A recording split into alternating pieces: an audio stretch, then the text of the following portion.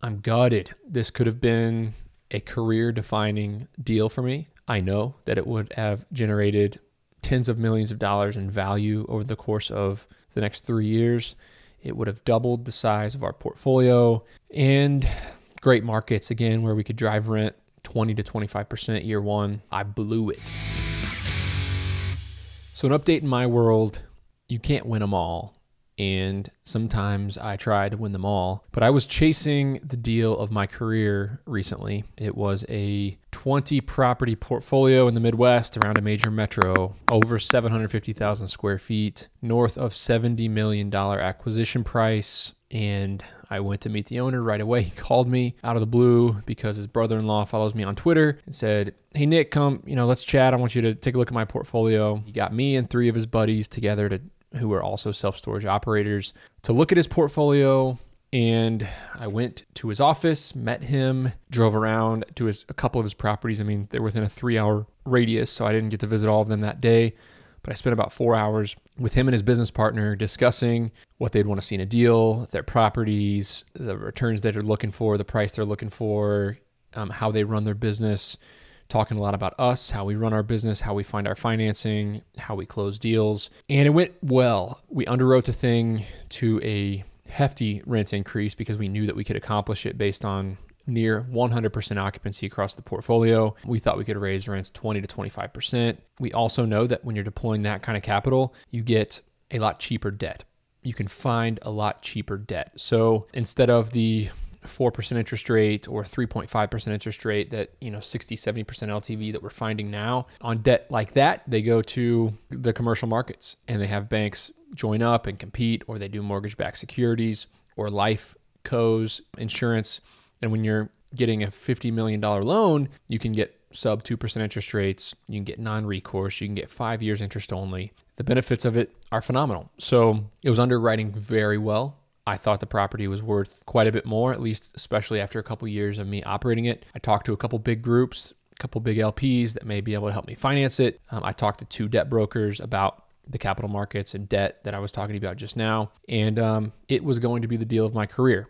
Now, I put in an offer, and a strong offer, up right near what he was asking. And a week later, he came back and said, "Okay, Nick, we have 2 offers. One, we had 4 offers. All 4 people that I was talking to put an offer in on the portfolio. Instead of doing a highest and best situation, we are going to counter both of you with the terms we want and the price we want. If both of you accept, then we'll pick the group that we think is the most likely to close for us. And if we don't, and if you can't accept, come back with your highest, or if you can't move at all, stay put and just let us know, and we're going to select a winner." And this was only like $1.5 million higher than my offer. So I was like, damn, I think I'm in the situation to close this deal. We waited 24 hours and signed the counter, and we thought we had the deal. And then 3 days pass, and I knew something was off at this point. Did not get word, kept following up, kept bugging, but I had no leverage to speed up a deal, obviously. And we got an email last night that said, "Hey, thank you for being involved in this process, but the other party has actually countered way above what you offered."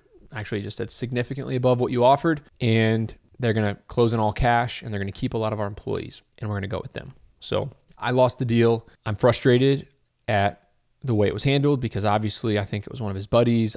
I made the mistake. I'll take the blame that I made the mistake of not having a meeting and getting him on the phone and talking through his concerns, talking through the situation, trying to tease out the fact that the other group went higher than me. It was not, he said in the email that it was not going to be a highest and best situation. It turned out to be a highest and best situation, but I didn't get to put my highest and best out. I emailed him right away and said, "Is there a way that I can come back with another LOI? I mean, can we put our best foot forward? We have more room here. We can close quicker. We can put more due diligence money down." And he said, "I'm so sorry, Nick." And I also said in the email, I was very frustrated. I'm very frustrated with the fact that I didn't get it communicated to me that it actually was a highest and best situation. But congratulations to you and your partner, obviously, for a major win and what you're finding when you get to the market with this property. Very respectful email. And he responded and said, "Sorry, we signed the LOI with the other group, so you are not going to have a shot at this. We would not consider another offer." And I am gutted. I'm gutted. This could have been a career-defining deal for me. I know that it would have generated tens of millions of dollars in value over the course of the the next 3 years. It would have doubled the size of our portfolio, and great markets, again, where we could drive rent 20 to 25% year one. I blew it. So I've been assessing the situation, been replaying it in my head, and I think one mistake that I made is I didn't necessarily sell myself good enough. I managed expectations on closing timeline. I managed expectations on the employees. I was very honest with him that we'd probably only keep 5 or 6 of his 25 employees, and the rest of it would get absorbed into our team and our staff, and we'd make a couple hires on our end. And that obviously was something important to him. So here I am. I missed the deal of my career, and now I'm sitting, waiting, wishing that I would have handled it different or that I would have gotten lucky. But I know it's not over. It's not over until the deal's done, but I know enough about storage. I know enough about the market. I know enough about this portfolio to know that it's worth significantly more than what we potentially had it under contract at. So I'm gutted. I'm frustrated in myself and in the situation. And I'm now just trying to stay positive, looking forward. And our acquisitions team's doing well. We're excited about that. We're sending out 2 to 3 LOIs every single day now. And I know that we're going to accomplish our goal of acquiring $100 million worth of self-storage over the next 12 months, maybe even more. But it is super, super frustrating. Super frustrating to miss out on something. I mean, this process has been going on for 2 months. I've been working it hard and working it hard and working it hard. And it just didn't come through for me this time. But you get back up, you keep grinding, and you win some, you lose some.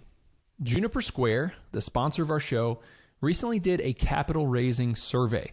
And in this survey, they asked 142 senior executives at US-based commercial real estate firms a series of questions to understand the state of commercial real estate fundraising. It's an insanely valuable report with data on questions like, how much capital did you raise last year? How long did your last raise take? What type of investors are you raising the most from? And what strategies are working the best for you to find new investors? Download this report for free at junipersquareresearch.com. That's junipersquareresearch.com. Big thank you to Juniper Square for sponsoring the show. Thank you for listening to The Nick Huber Show. Just wanted to remind you that we have a paid real estate community where some really special stuff is happening. People are breaking down deals. People are networking. People are, I think, even formulating partnerships inside this group. We have over 100 members now. For more information, you can visit sweatystartup.com/REC. And the first 299 members of the group, to get some momentum, get $200 off the annual membership using the code FIRST299, FIRST 299.